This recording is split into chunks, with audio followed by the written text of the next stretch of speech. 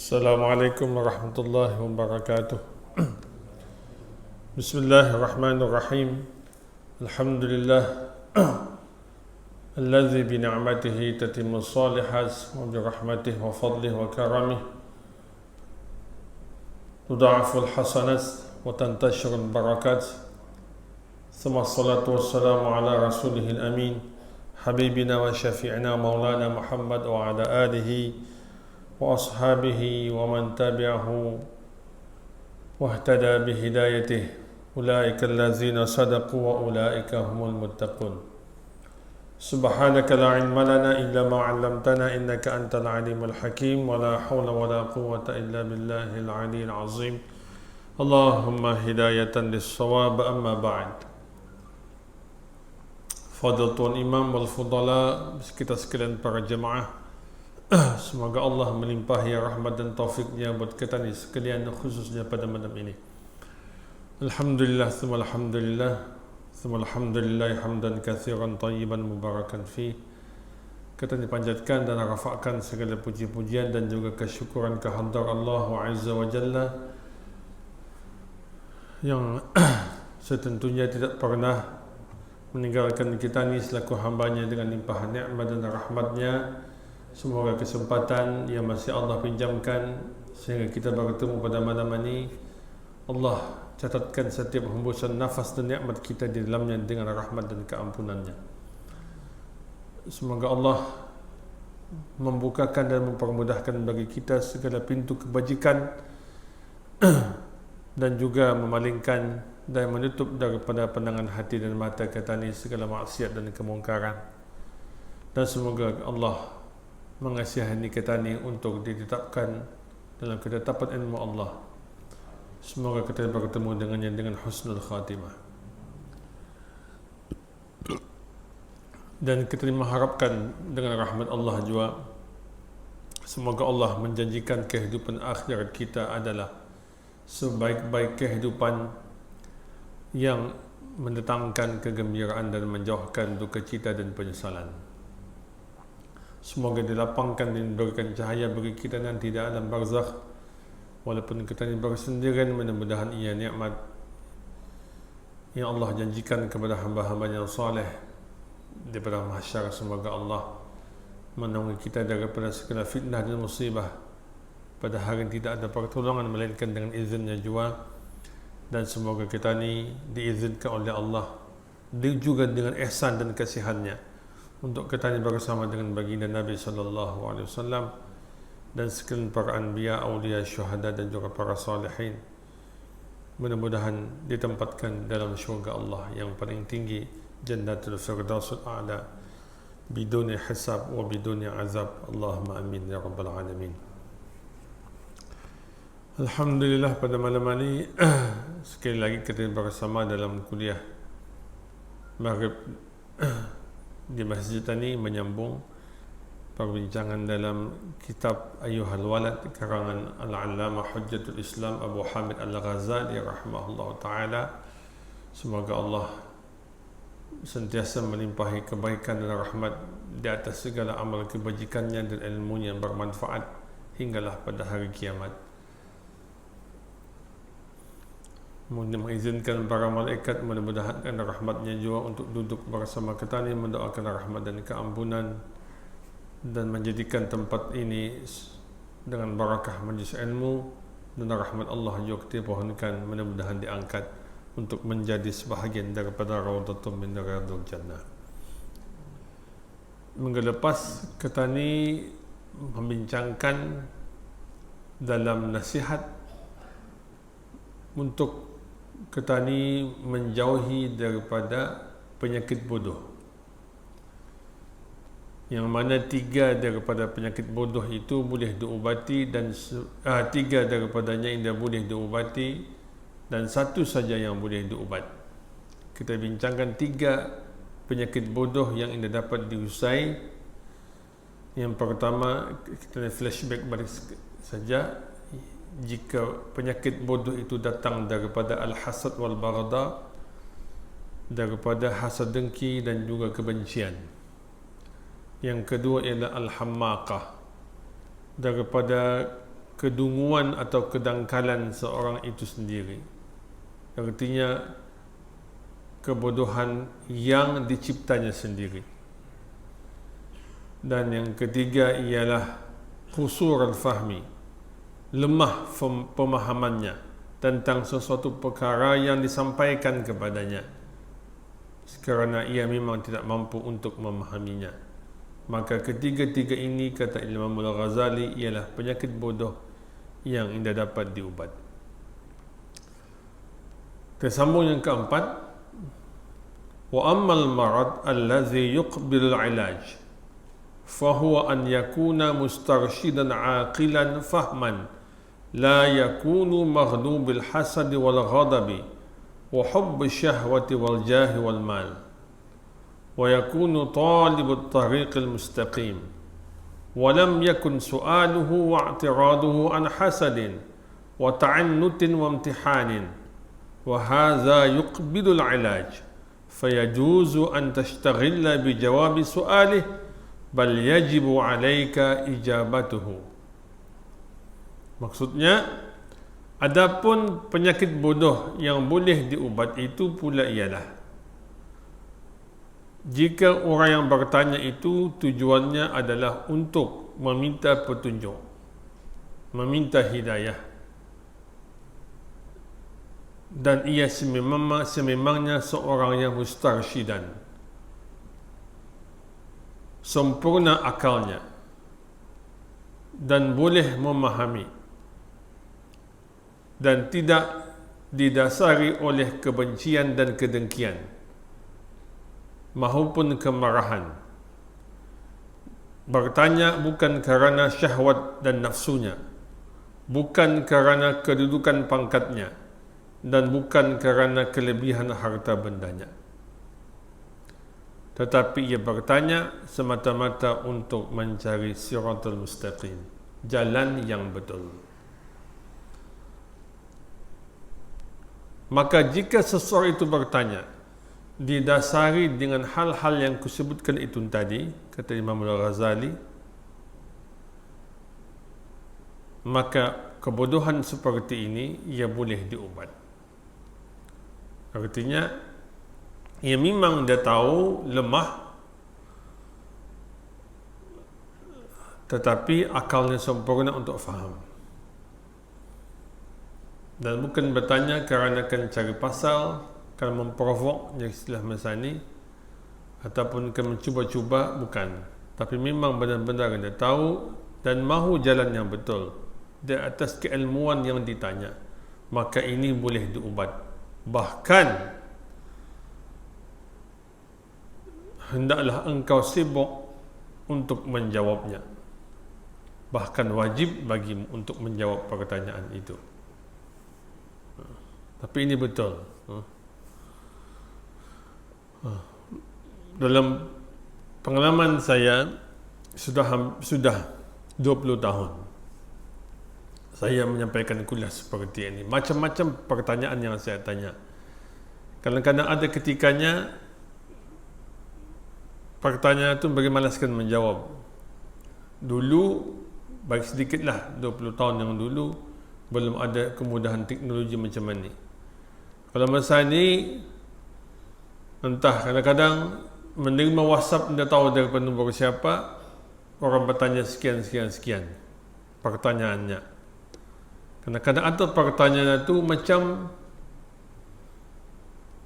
bila dijawab masih juga memajal, kena membuat dengan apa yang ia mahu itu. Jadi kadang-kadang muskil lah kalau sudah memajal juga membuat apa yang ia mahu. Apa gunanya saya menjawab pertanyaan itu?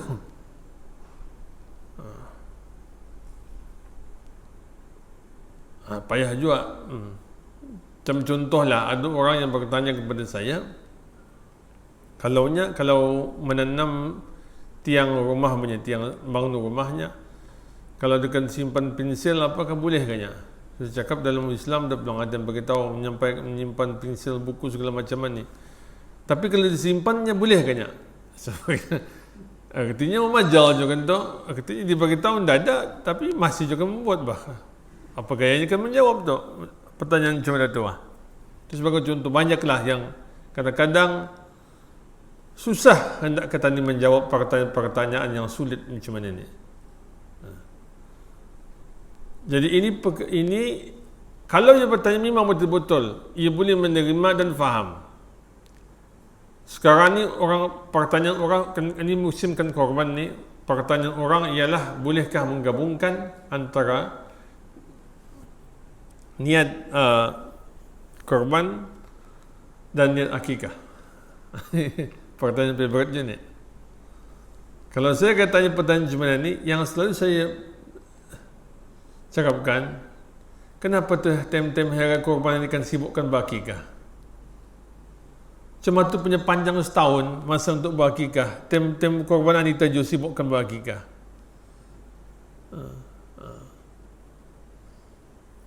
Ini pertanyaan yang sulit lah untuk menjawab benar-benar. Sepanjang tahun tu, ini kan cuma 4 hari saja. 10, 11, 12, 13 untuk korban. 4 hari daripada setahun. Jadi 4 hari itu fokus saja untuk korban. Yang selebih itu kalau akan berakikah dah. Memang banyak pendapat ulama tentang masalah itu. Tapi saya lebih suka kalau kata ni dalam urusan agama ni mencari penyelesaian jawapan yang mudah lah. Ad-dinu yusrun. Agama ini sesuatu yang mudah. Jadi mengapa perlu diambil yang payah-payah? Ketika mencari memikirkan bolehkah digabungkan ke apa? Lain lagi orang bertanya pasal makna nama tu, nama kan bagi nama anak. Saya tanya bagi nama ni, ada maknanya ke ni? Saya bagi tahu ada kan, setahu saya ada maknanya. Tapi kalau saya mau ada je macam mana punya, yang ada makna macam mana tu nya? Atau payah saya menjawab tu. Ia nama mau juga, mesti juga ada macam bunyi tu juga yang ada maknanya. Itulah. Itu tu yang bagi pandang. Itulah kan punya menimbun, punya nama Rasulullah ada, nama sahabat ada. Banyak yang payah-payah bilangan dicari ni macam dah. Kadang-kadang susah kan menjawab pertanyaan-pertanyaan yang sulit macam ini. Jadi ini perkara perlu kita sama-sama perhatikan dalam 4 macam jenis kebodohan yang disebutkan oleh Al-Imam Al-Ghazali. Mudah-mudahan kita ini terselamat, jangan sampai masuk yang 3 butir itu. Kalau kita ini masuk yang keempat, dan mengapa tujuannya ialah untuk kita ini mengclear sesuatu yang kita ini dah tahu supaya kita ini tahu. Dan bukannya kita ini tujuan untuk berdebat ataupun mencari permusuhan dan sebagainya. Waliyazubillah.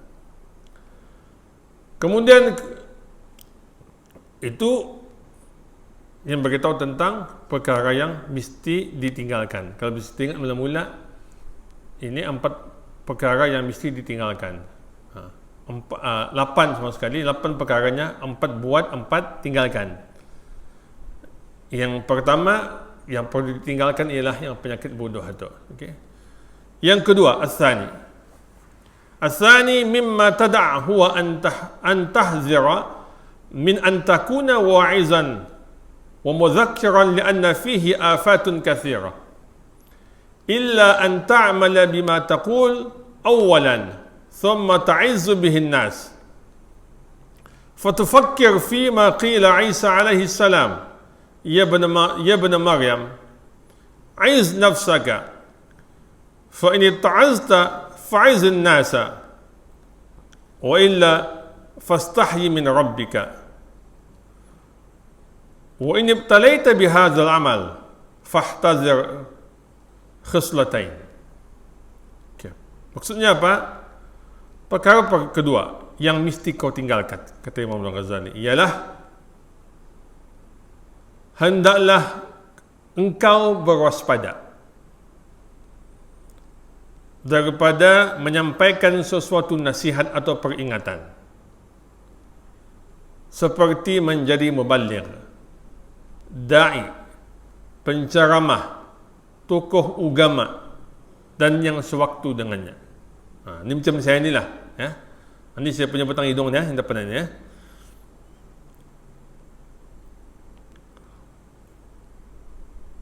Berhati-hati katanya daripada menjadi seorang penceramah, da'i, muballigh atau apapun istilahnya. Imam muda kah, imam tua kah, pencetus ummah kah, apakah perbaik istilahnya? Berhati-hati. Kenapa? Kerana di dalam hal itu menjadi seorang da'i, penceramah, ustaz, orang alim atau segala macam ini mengandungi afatun kathirah, mempunyai bahaya yang sangat banyak dan besar. Kecuali engkau melaksanakan terlebih dahulu akan apa yang engkau hendak sampaikan itu, maka barulah engkau boleh menasihati yang lainnya. Artinya jangan berkurapak indah serupa bikin. Ia menyuruh orang ke masjid, ia menyuruh orang zikrullah, ia suruh orang baca Quran, ia suruh orang amanah, ia suruh orang sifat-sifat terpuji dan segala macam. Tetapi batang hidungnya sendiri dia membuat apa yang dikurapakkannya itu. Maka berhati-hati. Seperti mana yang dikatakan kepada Nabi Allah Isa alaihi salam, wahai anak Maryam, engkau nasihatilah dirimu terlebih dahulu. Maka jika engkau boleh menerima nasihatmu itu sendiri, maka barulah engkau menasihatinya kepada manusia. Katanya mau jelama tu jadi macam mana? Jadi orang baik, jadi orang sabar, jadi orang indah pemarah. Tapi katanya pemarah, katanya indah penyabar. Maka apa gunanya nasihat seperti itu? Kita suruh orang sembahyang, tapi katanya indah sembahyang, waliyazbillah. Maka apa gunanya nasihat seperti itu? Nabi Allah Isa AS dinasihatkan dengan pesan sedemikian. Wa illa, kalau engkau tidak boleh membuat hal itu, yakni kau tidak boleh membuat untuk batang tubuhmu dulu, sebelum kau menasihati orang lain, kau tidak boleh buat, maka malulah engkau terhadap Tuhanmu, yakni Allah. Malulah kepada Allah. Ini Allah sebutkan dalam firman-Nya, atamuruna an-nasa bil birri wa tansawna anfusakum wa antum tasluna al-kitaba afala ta'qilun. Adakah patut kamu memerintahkan manusia itu untuk berbuat kebaikan, tetapi kamu melupakan diri kamu sendiri, sedangkan kamu sendiri membaca Alkitab itu? Allah memberitahu tentang perangai orang-orang Yahudi yang mengurapaki orang buat itu buat ini, tetapi lupakan dirinya sendiri, sedangkan dia ada kitab Taurat yang Allah turunkan. Katanya ada Quran, sedangkan kamu adalah hamba-hamba Allah yang berakal. Allah menyebutkan lagi dalam firman-Nya, lima taquluna 'ala Allahi ma la taf'alun kabura maqtan 'inda Allah, kabura maqtan 'inda Allah, lima taquluna ma la taf'alun. Kenapakah kamu mengucapkan sesuatu yang kamu sendiri tidak melakukannya? Sebesar-besar kemurkaan di sisi Allah, sebesar-besar kemurkaan di sisi Allah kalau kamu mengucapkan sesuatu yang kamu sendiri tidak membuat.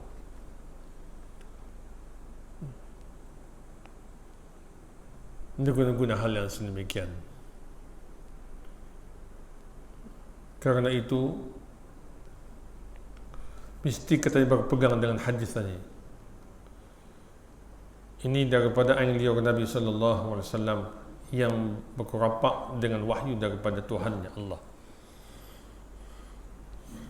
Apa yang Nabi sabdakan, asyaddun nasi azaban yawmal qiyamah alimun la ya'mal bi'ilmi.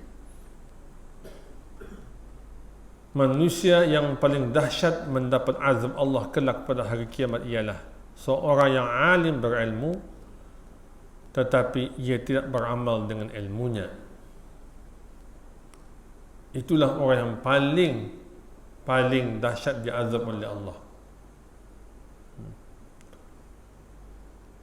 Analoginya mudah saya kita faham bah. Kalau polis melanggar undang-undang sama orang sibilian yang melanggar undang-undang, mana yang lebih teruk ubatnya? Mana yang lebih teruk akan kerjakan? Tentu dah polis, sebab ia tahu undang-undang tapi ia melanggar undang-undang.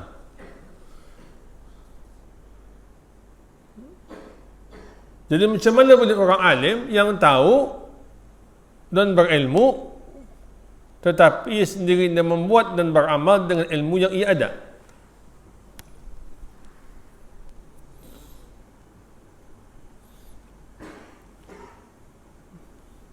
Maka ini berat. Kalau dia terbuai, maka tinggalkan. Sebelum menjadi beban yang menyusahkan kelak di hadapan Allah pada hari kiamat. Tetapi katanya, wa in ibtalaita bihadzal amal fahtariz khislatain. Tetapi jika engkau diuji dengan tugas itu, yakni terkeduhung sudah jadi penceramah, jadi dai, jadi orang agama, dia dapat kan ditarik balik. Terkeduhung sudah, telajak sudah jadi macam itu. Macam saya ni lah, telajaklah sudah lah. Di mana-mana pun orang kan kenal, orang kan kilala. Perbaik dah ada buku piah, dah ada buku piaji, dah apa, kilala juga orang. Terkeduhung macam itu, fahtaris khaslatain. Maka berhati-hatilah dengan dua perkara ini.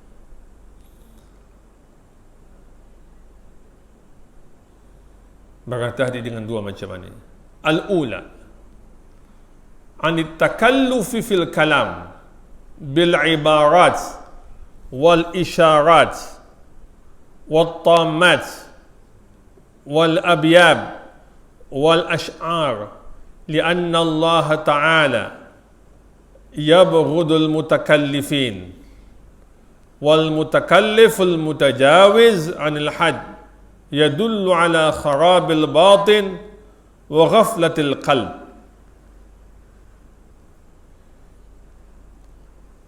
Yang pertama, kalau terkeduhung sudah terpaksa kerajanya memang macam itu, ia sudah bekerja di pusat dakwah, memang sudah jadi orang agama, jadi penceramah motivasi, dia lagi bolehkan dia buat apa-apa, maka berhati-hati dengan dua perkara ni. Pertama, berhati-hati daripada ucapan yang berbelit-belit. Bercakap berpusing-pusing.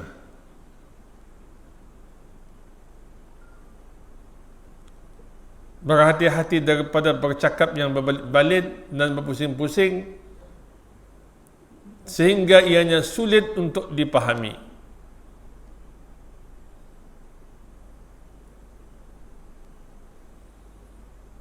Sehingga engkau menggunakan bahasa-bahasa yang aneh, penuh dengan bait-bait, penuh dengan bahasa-bahasa syair. Baik, kita buku rapat straight to the point. Jangan banyak bunga, jangan banyak pusing-pusing.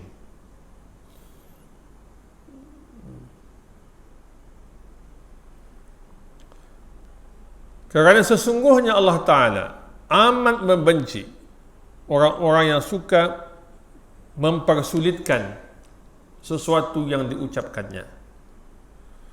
Benda yang boleh straightforward, yang clear cut punya penjelasan, tapi dipusing-pusing,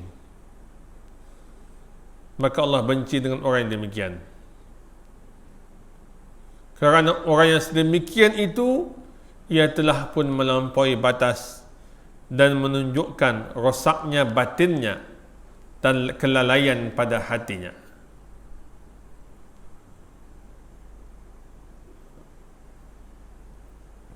habislah. Maka berhati-hati, jangan bercakap macam ular, pusing sana pusing sini. Wa ma'na tazkir an yazkur al-'abda nar al-akhirah wa taqsir nafsihi fi khidmat al-khalqi wa yatafakkar fi umrihi al-madi alladhi afnahu fima la ya'nihi wa yatafakkar fima bayna yadayhi min al-'aqabat min 'adami salamati al-iman fi al-khatimah wa kayfiyati halihi fi qabd malak al-maut وهل يقدر على جواب منكر ونكير ويهتم بحاله في القيامة ومواقفها وهل يعبر عن الصراط سالما أم يقع في الهاوية ويستمر ذكر هذه النيران ونوحة هذه المصائب يسمى تذكيرا وإعلام الخلق واطلاعهم على هذه الأشياء وتنبيههم على تقصيرهم وتفريطهم وتبصيرهم بعيوب أنفسهم لتمس حرارة هذه النيران أهل المجالس وتجعزعهم تلك المصائب ليتداركوا العمر الماضي بقدر الطاقة وتحسروا على الأيام الخالية في غير طاعة الله عز وجل. Maksudnya, ketahuilah katanya, maksud tazkirah itu. Okay. Tadi kata Maulana Ghazali, kalau terpaksa juga jadi dai, jadi penceramah, jadi orang agama, jadi orang yang menasihati, ahli motivasi, berhati-hati dengan dua perkara ini. Pertama katanya, jauhi ucapan yang berpusing-pusing, yang menyulitkan apa yang boleh senang disampaikan. Kerana apa? Ketahuilah kerana makna tazkirah. Tazkirah ini artinya peringatan. Makna tazkirah itu ialah mengingatkan seseorang hamba itu kepada neraka akhirat. Tujuan tazkirah ini ialah untuk mengingati kita ni tentang cerita hari kiamat.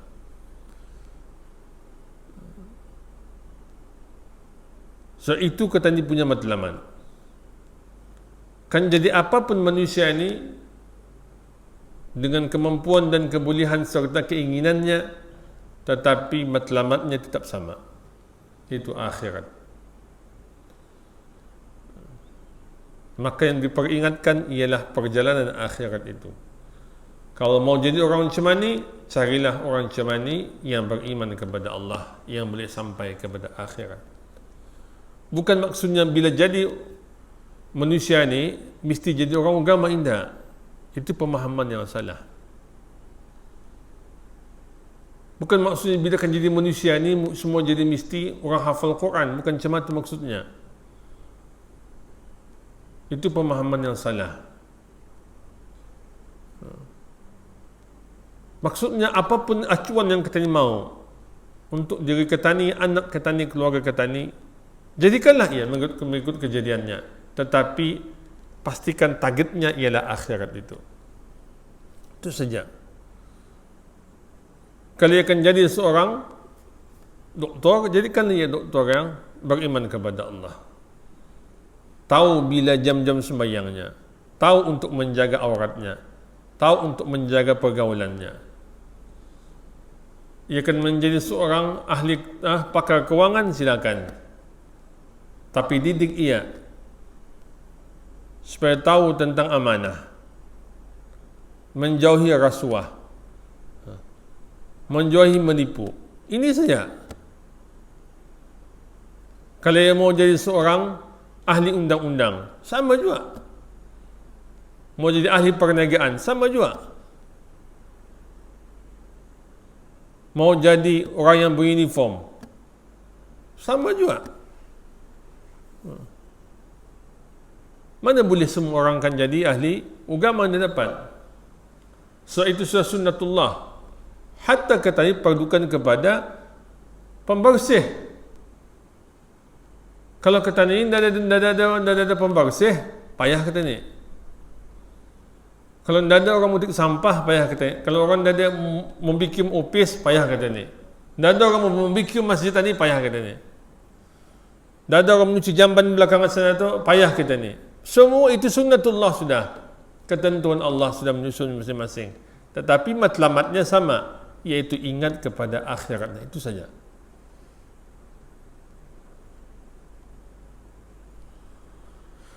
Dan juga mengingatkannya tentang umurnya yang telah pun berlalu dan bagaimana ia menghabiskannya dengan perkara yang tidak ada bermanfaat baginya. Itu saja. Ingatkan ia tentang akhirat, ingatkan tentang umur yang telah pun dihabiskan dengan hal yang sia-sia. Semua kata ni, kalau kita boleh flashback balik ke belakang, kalau kita boleh tarik balik umur ni mah, ada kata ni mau mengusai balik mana-mana yang dia bisa itu. Tapi pakai daya.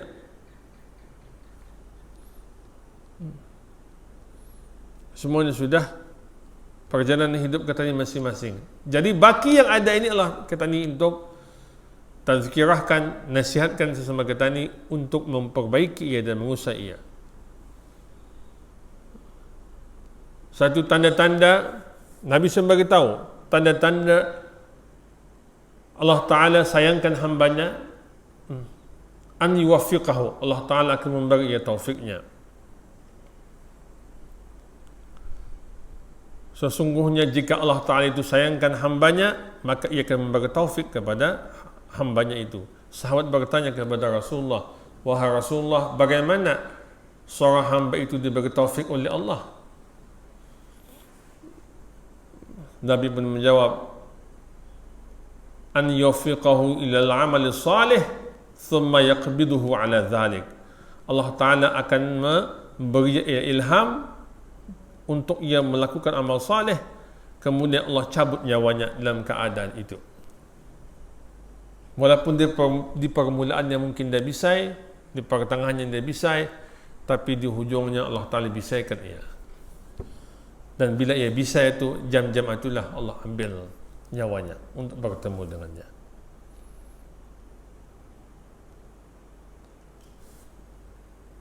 Maka ini yang mesti diperingatkan. Kemudian mengingatkannya juga katanya, wa yatafakkar fima baina yadayhi min al-aqabat. Mengingatkannya juga tentang halangan-halangan, hambatan-hambatan yang akan dihadapinya, tentang keimanannya itu yang tidak diketahui ianya selamat ataupun indah hinggalah ia bertemu dengan penghujung kehidupannya.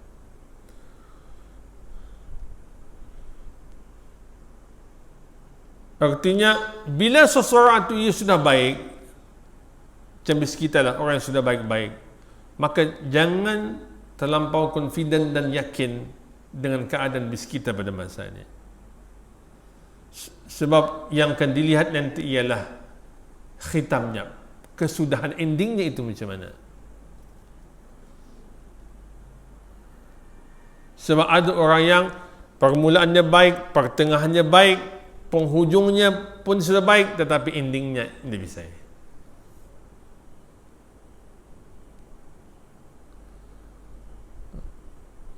Yang dia bisa, ingatkan ia. Yang sudah itu sudah. Baki umur yang ada, gunakan sebaik-baiknya untuk berbuat amal saleh. Yang sudah bisa, ingatkan ia bahwasanya ia belum tahu selamat, sehinggalah ia melihat bagaimana pengakhir kehidupannya. Supaya ia jangan, kata ni bahasa Islam saya, jangan complacent lah. Jangan complacent, jangan confident. Jangan ambil mudah dan jangan terlampau yakin. Mentang-mentang ia sudah bertahun-tahun ke masjid saja, ia pun merasa yakin. Jangan, belum tahu lagi. Sampailah hujungnya itu macam mana. Maka itu ingatkan juga. Kemudian ingatkan juga kaifiyah halihi fi qabdi malikil maut. Ingatkan ia nanti bagaimana ketika nyawanya dicabut oleh Allah.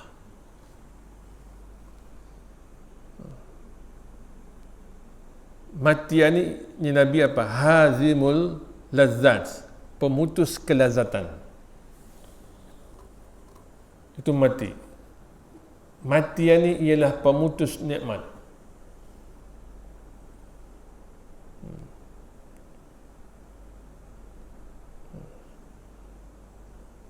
Suatu orang tidur, orang tidur,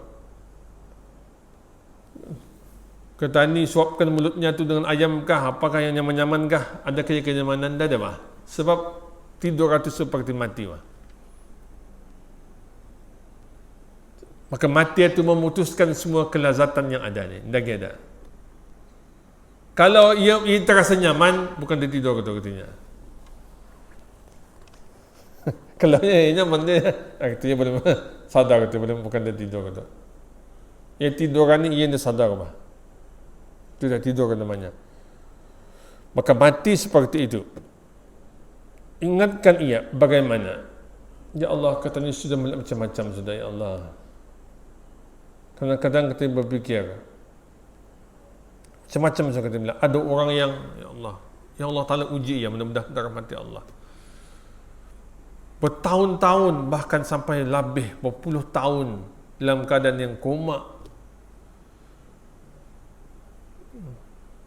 Ia tak hampai saja bah. Tapi dia mati, nyawa masih ada. Tak hampai saja bah.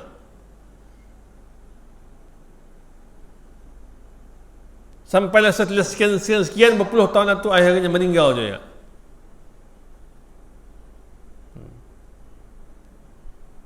Saya ada dalam sanak yang macam itu. Saya melihat keadaan itu, ya Allah, beratnya ujiannya.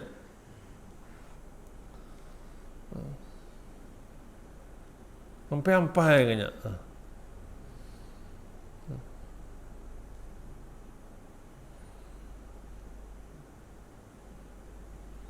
Yang meninggal tidur ada juga, yang sakit pun ada juga, macam-macam lah. Jadi ketani kena ingat ni, semua ketani dia tahu. Wa ma tadri nafsun madza yaksibu ghada wa bi ayyi ardin tamut. Ketani, tidak ada seorang jiwa pun yang tahu, kata Allah, apa yang akan dilakukannya pada esok hari. Dan pada bumi manakah ia akan mati. Di negeri mana ia akan meninggal, dia orang tahu. Maka peringatkan ini, kata Imam Ghazali. Dan ingatkan juga ia, hal yuqaddiru ala jawab munkar wa nakir. Ingatkan ia juga, adakah nanti ia akan mampu menjawab pertanyaan daripada malaikat munkar dan nakir. Ingatkan ia itu.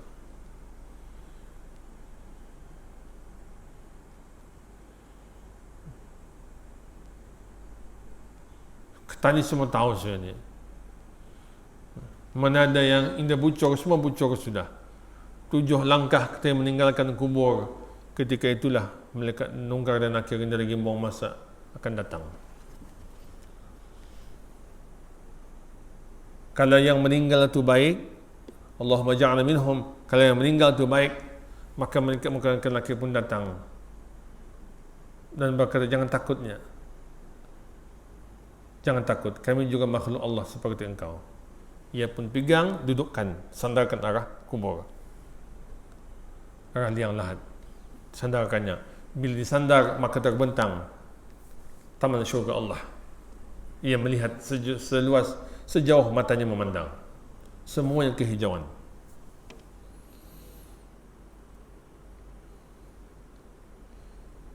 Memang kita takut kan, bukan kita pernah melihat malaikat. Tiba-tiba datang malaikat berkata, jangan takutnya, kami pun kawan muja ni, makhluk macam kau je. Bah, relax tanya. Dudukkannya macam kita mendudukkan orang, menyandarkan, bah, berat sandar kata. Tiba-tiba magic, semua jadi taman kehijauan taman syurga Allah. Menunggu tangannya lagi, menunggu timing. Kalau ada geng-geng yang lain yang meninggal itu, geng-geng yang lain yang sudah awal, kita pun berjumpalah dengan geng yang lain. Macam cerita dia hidup di dunia ni je, sama juga. Berjumpa kawan kata ni, indung bapa katanya saya meninggal umpamanya. Apa khabar kita? Okey. Kalau baik dengan geng-geng yang baiklah gengnya yang berjumpa.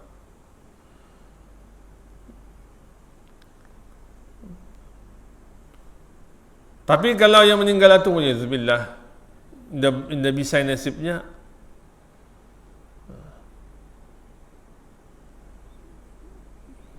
mula-mula saja ia akan ditanya, ma rabbuka, itu saja. Siapa Tuhanmu? Itu saja Indah dapat menjawab. Maka dipukul ia oleh malaikat Munkar dan Nakir. Terbenamlah ia ke 7 lapisan. Dihantam, sekali pukul terhantam. Kemudian disempitkan kubur sehingga berlatupanlah tulang. Semua tulang-tulang ini berkeratupanlah. Bila sudah kubur, memihit jasad yang anda baik itu. Waliyahzubillah.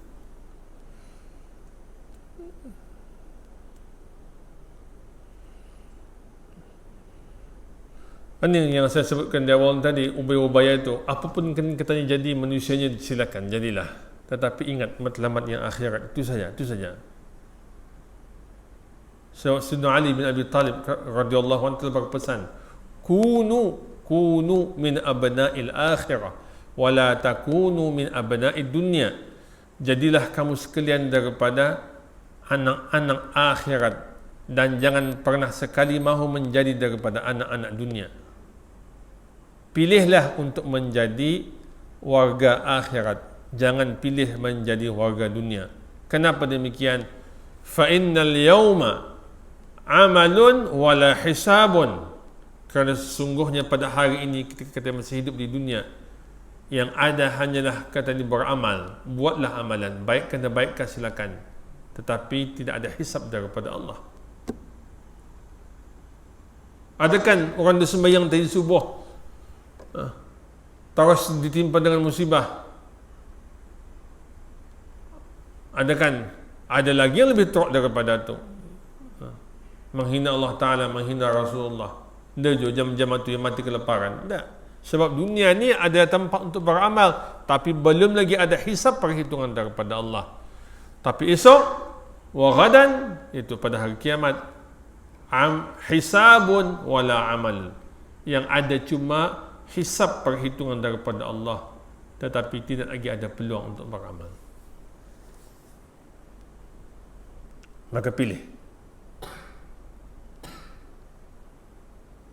Maka peringatkan ia tentang perkara ini, katanya. Ingatkan tentang kegelisahannya. Wa yahtammu bihalihi fil qiyamah wa muwaqifiha. Ingatkan ia tentang kegelisahan pada hari kiamat dan pit stop yang perlu untuk dilaluinya. Katanya ada checkpoint yang perlu katanya lalui. Semua ada checkpoint. Pastikan ia lepas pada setiap checkpoint ini.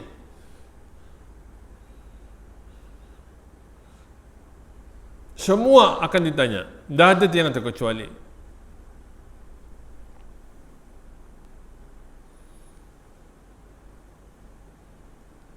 Suatu ketika Nabi sallallahu alaihi wasallam beritahu kepada Aisyah radhiyallahu anha ummul mukminin tentang keadaan manusia, yuhsyarun nasu yaumil qiyamah hufatan uratan, ni Nabi, akan dibangkitkan manusia ni kelak pada hari kiamat dalam keadaan ia berkaki ayam dan telanjang.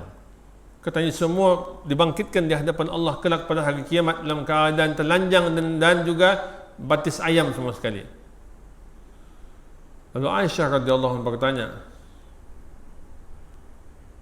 kalau begitu wahai Rasulullah, adakah setiap seseorang itu akan melihat aurat sebahagian yang lainnya? Adakah ketika saya sudah telanjang pada hari kiamat, saya akan melihat aurat yang lain. Bagaimana gitu? Kalau laki-laki sama laki-laki baik sedikit, kalau laki-laki dan bini, bagaimana? Adakah bagaimana orang akan melihat? Wahai Rasulullah, Daud Nabi pun menjawab,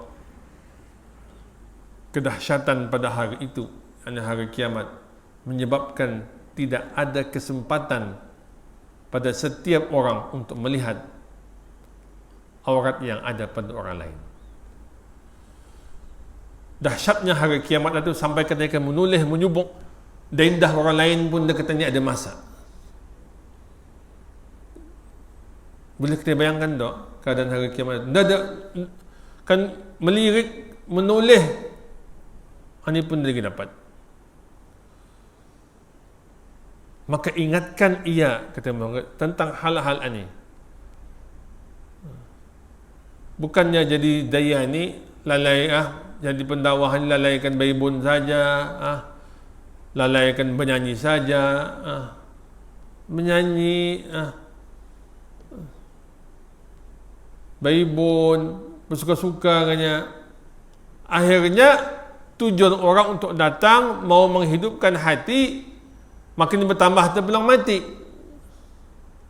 Sebab matlamat sudah lain. Akunya kalau kesana itunya mesti kunya. Aku suka mendengar suaranya kalau berlagunya sioknya. Itu dah pulang bah. Kalau akan berlagu, baik kita jual pasang saja CD apa tu, radio atau macam mana tu. Bukan itu matlamatnya. Ketani mau menghidupkan hati yang mati. Ini yang dipesankan oleh Luqman Al-Hakim kepada anaknya. Ya bunayya alaika bimujalasatil ulama wasma' kalam al-hukama fa innahu yuhyil qalba al-mayyita kama yuhyil arda biwabil matar. Wahai anakku, katanya, lazimkanlah dirimu untuk duduk dalam mana-mana majlis ilmu dan dengar ucapan kalimat-kalimat yang penuh bijaksana itu, yang penuh hikmah itu, dengar. Kerana sesungguhnya percakapan mereka itu, nasihatnya boleh menghidupkan hati yang mati. Seperti mana engkau melihat bumi yang kering kontang boleh dihidupkan, disuburkan dengan air hujan. Itu fungsinya. Tapi kalau kan ketawa saja, baibun saja, maka itu bukan hal yang sepatutnya ada pada seorang da'i. Wa hal yu'abbir 'an sirati saliman am yaqa' fil hawiyah. Dan ingatkan ia, adakah ia mampu untuk melintasi titian siratal mustaqim itu dalam keadaan selamat, ataupun ia akan terjatuh ke dalam neraka hawiyah. Maka inilah hal yang diperingatkan oleh Imam Al-Ghazali dalam bahagian kali ini. Mudah-mudahan menjadi peringatan untuk kita bersama, khususnya saya sendiri yang menyampaikan ini, untuk sama-sama kita ambil manfaat. Mudah-mudahan ianya akan berhujah kepada kita ini untuk mempertahankan kita ini, dan bukannya untuk menjatuhkan kita kelak di hadapan Allah pada hari kiamat. Allahumma amin ya rabbal alamin. Sekian dulu aku qauli hadza wa astaghfirullah lazim li wa lakum.